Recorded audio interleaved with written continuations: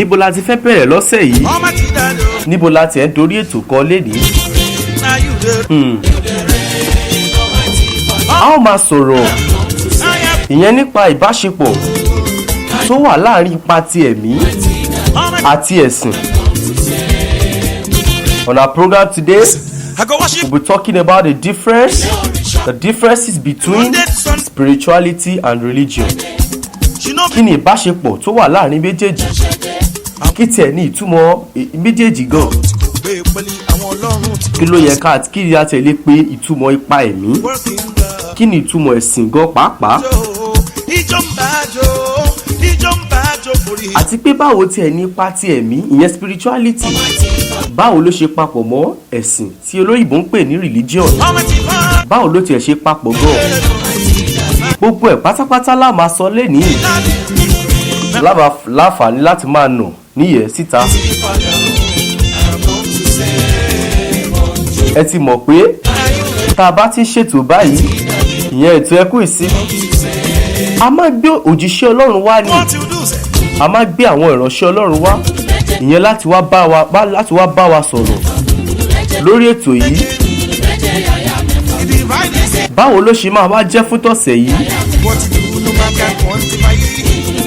Ta ni àlejò wa lórí ètò fún tọ̀sẹ̀ yìí? Ìránṣẹ́ Ọlọ́run wo la gbé wá sórí ètò fún tọ̀sẹ̀ yìí tí wọ́n máa fọ̀rọ̀ Ọlọ́run bọ̀ wá, tí wọ́n na gbogbo nǹkan tó tiẹ̀ wà nípa ipa ti ẹ̀mí àti ti ẹ̀sìn tí wọ́n máa sọ lórí rẹ̀ fún wa.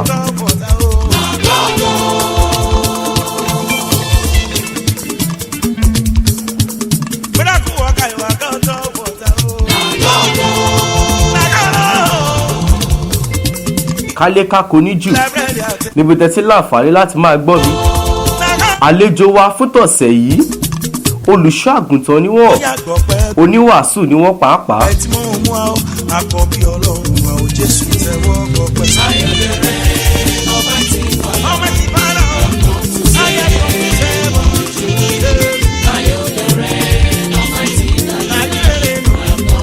The Bible says with the heart man believes, but with our mouth confession is made in righteousness. Oh yeah, ẹ̀yin Bible students, ọwọ́ yín dà. Ẹ jẹ́ ká rọwọ́ yín o. Jẹ́ rọwọ́ lókè, jẹ́ rọwọ́ lókè. Ẹ̀yin Bible students, ọwọ́ yín dà o. Ẹ jẹ́ ká rọwọ́. Ẹ jẹ́ ká máa bẹ̀rẹ̀ báyìí, ká máa gbóhùn látẹnu wọn. The Bible says. Gbogbo ẹ̀yin ọmọ ìjọ Kúpùnrẹ́rà Baptist Church.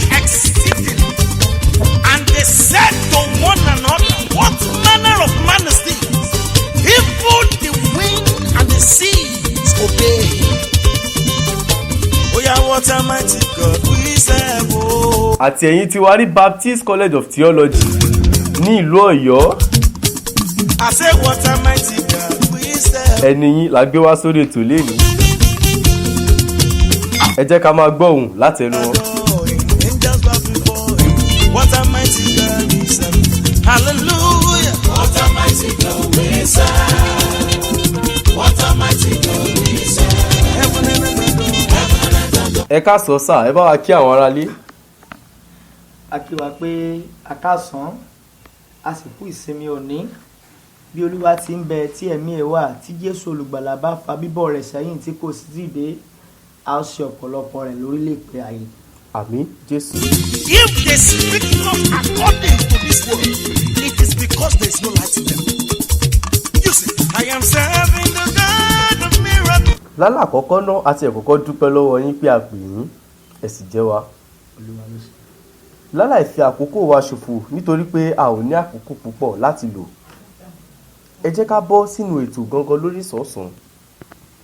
Tá bá ti ń sọ̀rọ̀ nípa ìyàtọ̀ tó wà láàrin ipa ti ẹ̀mí tó lóyìnbó ń pè ní spirituality àti ìyàtọ̀ tó wà ìtumọ̀ spirituality tí a mọ̀ tí ipa ẹ̀mí àti ti ẹ̀sìn, kí ni ìyàtọ̀ tí ó wà láàrin méjèèjì yìí? Lálákọ̀ọ́kọ́ náà ẹ jẹ́ ká tiẹ̀ kọ́kọ́ sọ̀rọ̀ lórí ipa ti ẹ̀mí. Kí ni ipa ti ẹ̀mí ní ṣe? Kí ni ìtumọ̀ rẹ̀? Bíbélì wípé ènìyàn kò róhunkóhun gbà bí kò ṣe pa bá fi fún láti ọ̀run wá. Ṣẹ́rí tá bá ń sọ̀rọ̀ nípa ti ẹ̀mí, à ń sọ̀rọ̀ nípa níní òye Ọlọ́run tó dá ọ̀run òun ayé kọjá bí a ṣe lè ní ìmọ̀ tara lọ. Kò ní jẹ́ nímọ̀ tara nìkan la máa mọ̀, ṣùgbọ́n a máa lóye ẹ̀mí, torí Bíbélì jẹ́ kó yé wa pé ẹ̀mí ni Ọlọ́run. Àwọn tó ń sìn wọn kò lè ṣaláìsí ní ẹ̀mí àti ní òtítọ́. So gẹ́gẹ́ bí ẹni ẹ̀mí ló lè rí Olúwa, kò kí ń ṣe ẹni tó wà ní ara. Ẹni ẹ̀mí ló lè rí Olúwa.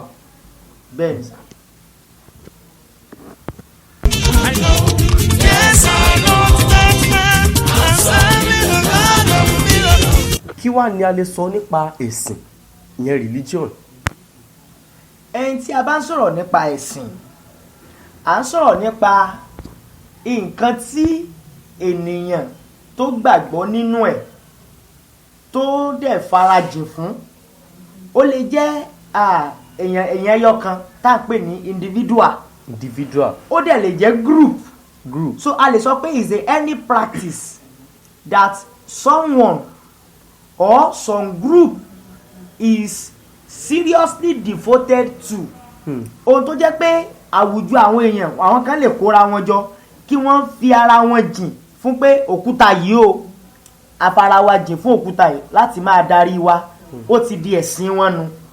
So èèyàn kan náà dẹ̀ lè dá dúró kó ní omi yìí o, omi kékan tí mo gbé sí bíbà yìí o, òun ni mo fara mi jìn fún, òun ni Ọlọ́run mi, ẹ̀sìn rẹ̀ nìyẹn. So ohun tá à ń pè ní religion, ó ní nǹkan tó jẹ́ pé a ní ìgbàgbọ́ nínú rẹ̀ tá a fira wa jìn fún. Ẹlòmíì lè fi rẹ̀ ó lè develop religion rẹ̀ lórí handkerchief.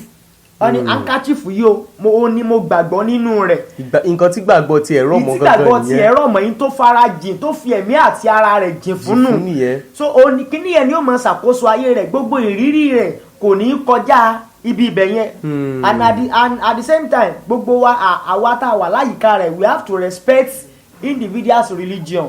So kò yóò mú argument wá rárá àti rárá. Ní tóun gbàgbọ́ nínú rẹ̀ nu. So kò sí àríyànjiyàn kankan nínú rẹ̀ tí a bá fẹ́ gbẹ́mi sí omi ò tó láwùjọ ọmọ ènìyàn. Okay, sir. I am serving the God of a miracle. I know, yes, I know it's meant to be.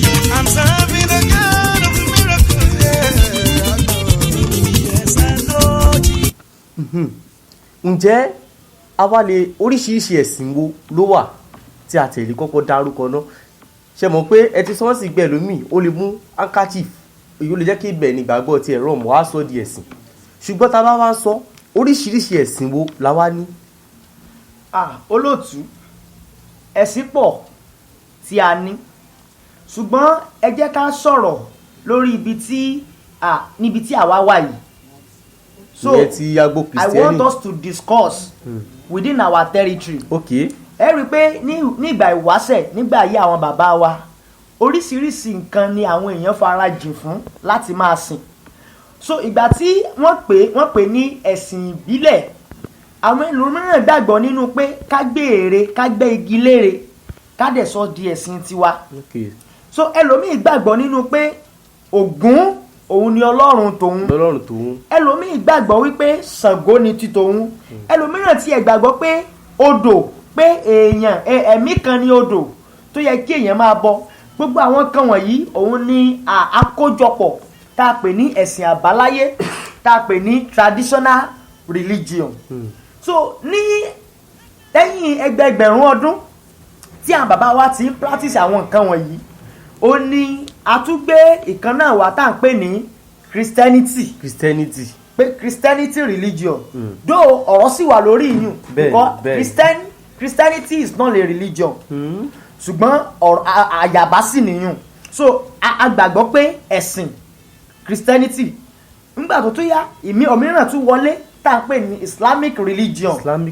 So òun ni ẹ̀sìn tí èèyàn náà tún fara wa pẹ́. So àwọn méjèèjì yẹn àwọn gbàgbọ́ nínú Ọlọ́run, supernatural being. So àwọn ẹlẹ́sìn àbáláyé àwọn gbàgbọ́ nínú àwọn tá a pè ní God and goddesses. Tó yẹ pé ó dẹ̀ bá ìgbàgbọ́ wọn mu, torí pé ó ń offer wọn ní nǹkan tí wọ́n ń béèrè fún lọ́wọ́ rẹ̀. Ṣebí wọ́n ló fọ̀jọ́, ṣebí wọ́n ló fọ̀jọ́, Ọlọ́run àgbáyé o.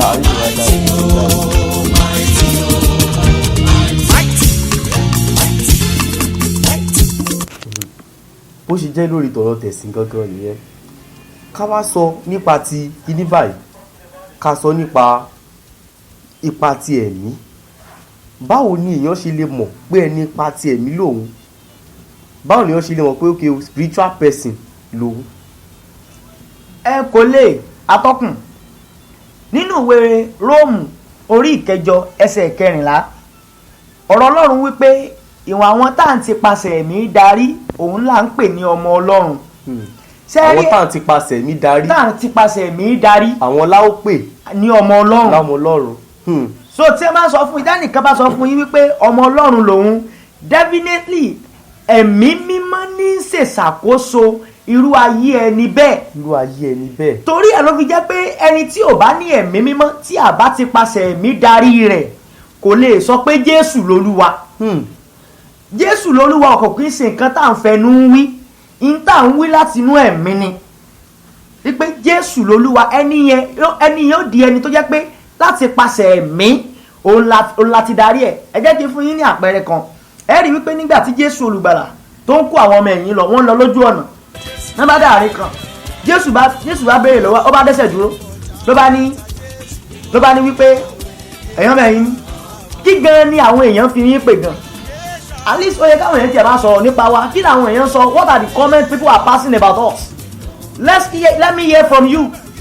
And the disciple began to tell him different things. Àwọn kan ní ọ̀gá ìgbà tá a ti ẹ̀gbọ́n táwọn kan pè, àwọn kan ní Jòhánù níyìn o, àwọn kan tẹ̀ sọ pé Èlíjà níyìn, pé Èlíjà tó ti kú ń jò ní ipò ló jí dìde. Àwọn elọ́tọ̀ orúkọ làwọn èèyàn pè yín. Jésù bá ní òkè ẹjẹ́ àfilẹ̀ pẹ̀lú àwọn èèyàn yìí táwọn èèyàn ń wí. Ẹ̀yin gangan tẹ̀ ń bá mi rìn, kí ni mí, kí ni mo jẹ́, kí lẹ̀yin gangan fi èmi pè? Gbogbo wọn lẹ́nu wọn bá wọ o, because ìbéèrè yẹn kàn wọ́n kú. Ìbéèrè yẹn jẹ́ ìbéèrè tó jẹ́ pé wọn ò lè fi ẹran ara dáhùn. Ṣùgbọ́n ẹ̀mí mímọ́ rẹ nìkan lọ́wọ́ láàrin wọn tá à ń pè ní Pétérù, Símónì Pétérù. Pétérù bá ní excuse me sir, mo lánsà. Jésù ní kí ni ìdáhùn rẹ̀? Ó ní ìwọ ni Mèsáyà náà, ọmọ Ọlọ́run alààyè, ìwọ Kristi náà. Jésù ní Pétérù má jẹ́ parọ́ tán jẹ. Ó ní kì í ṣe ẹ̀jẹ̀ tí ń ràn lára wa yìí àti ẹran ara flesh yìí, ó ní kì í sóun ló sọ fún ọ, bí kò ṣe bàbá mi tí ń bẹ lọ́run. Torọ́ mọ̀ wípé at that time Peter ó ti subscribe sínú ìrìn àjò ẹ̀mí, ó ti connect mọ́ ọ̀run. So ọ̀run ló interpret ẹ̀ fún pé wò ó kìí ṣe èèyàn lásán o, òun ni Kristi náà, ẹni tí àwọn wòlíì ti ń sọ nípa rẹ̀. So tá a bá ń sọ̀rọ̀ nípa ìrìn àjò ẹ̀mí yàtọ̀ gédégédé tó jẹ́ pé ààrùn ti tara kúrò dó à ń gbénú ara, ṣùgbọ́n gbogbo tí ó máa control ara yìí yóò jẹ́ láti ọ̀dọ̀ Ọlọ́run wá, láti ọ̀dọ̀ ẹ̀mí mímọ́ wá. Nǹkan tó wà níbẹ̀ nìyẹn sà.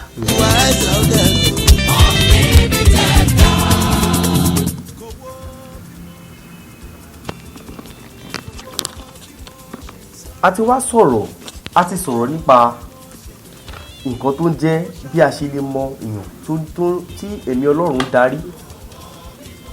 Ẹ jẹ́ ká bá sọ̀rọ̀ sí kí wá ní ìyàtọ̀ gédégbé tó wà àbí kábàjẹ́ pé ìyàtọ̀ kí ni ìbáṣepọ̀ náà tó tiẹ̀ wà láàrin ẹni tí à ń darí nípa ti ẹ̀mí àti ẹ̀sìn. Ẹ ṣe atọ́kùn. Ẹ jẹ́ kí n kọ́kọ́ mú láti ipasẹ̀ ẹ̀sìn. Ṣé rí tá bá ń sọ̀rọ̀ nípa religion, ẹ rí pé àwọn kan ló lórí ọ̀fẹ́ láti dálẹ̀. Ṣé rí àwa tá à ń dé lẹ́yìn wọn, we are working on their assertions. À ń ṣiṣẹ́ lórí nǹkan tí àwọn ti sọ lẹ̀. Ìdí nìyẹn tó fi jẹ́ pé gẹ́gẹ́ bí mo ṣe tí mo máa fẹ́ jẹ́ kí ẹ gbàgbọ́ pé pépà yìí òun ni Ọlọ́run mi, tẹ́ ẹ jẹ́ ọmọ lẹ́yìn mi, gbogbo ọ̀nà ni màá gbà láti rí i pé mo convince yín kẹ́ ẹ gbàgbọ́ pé Ọlọ́run ni pépà yìí. Ṣé ẹ rí tá a bá ń sọ̀rọ̀ nípa religion, nípa ẹ̀sìn, à ń sọ̀rọ̀ nípa pé àwọn èèyàn máa ń ṣiṣẹ́ lórí nǹkan tí àwọn kan ti ṣe rí ni. So lórí ọgbẹ́ ènìyàn ní ẹ máa ń ṣẹlẹ̀ lórí. Bákan wò wáyé pé ẹja máa ṣe báyìí, ẹja ṣe báyìí, torí ẹlòmíì lè